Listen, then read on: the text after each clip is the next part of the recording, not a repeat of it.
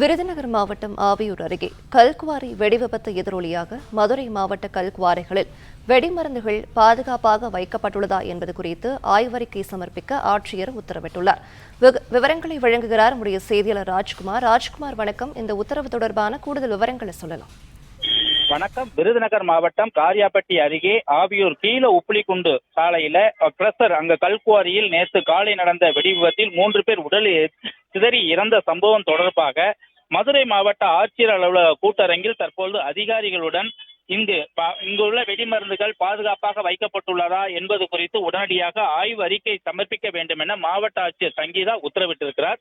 விருதுநகர் மாவட்டம் ஆவியூர் அருகே நேற்று கல்குவாரியில வெடிமருந்து விபத்தில் 3 பேர் உயிரிழந்த சம்பவம் எதிரொலியாக இன்று காலை அனைத்து அதிகாரிகளும், அதாவது மாவட்ட சுகாதாரத்துறை அதிகாரிகள் மற்றும் தீயணைப்புத்துறை அதிகாரிகள், அது மட்டுமல்லாமல் காவல்துறையினுடைய கண்காணிப்பாளர் உள்ளிட்ட அனைத்து அதிகாரிகளின் முன்னிலையில் தற்பொழுது மாவட்ட ஆட்சியர் அலுவலக கூட்டரங்கில் ஆய்வு கூட்டம் ஒன்று நடைபெற்றது. இந்த கூட்டத்தில் அந்த வெடிவிபத்து எதிரொலியாக மதுரை மாவட்டத்தில் வெடிமருந்துகள், கல்குவாரிகளில் பயன்படுத்தக்கூடிய வெடிமருந்துகள் பாதுகாப்பாக வைக்கப்பட்டிருக்கிறதா என்பது குறித்து உடனடியாக இவர் ஆய்வு செய்து அதற்குரிய ஆய்வறிக்கையை உடனடியாக சமர்ப்பிக்க வேண்டும் என மாவட்ட ஆட்சித்தலைவர் சங்கீதா உத்தரவிட்டுள்ளார். இதனை அடுத்து மேலும் வெப்பச்சலனம் குறித்தும் இந்த கூட்டத்தில் விரிவாக விவாதிக்கப்பட்டது.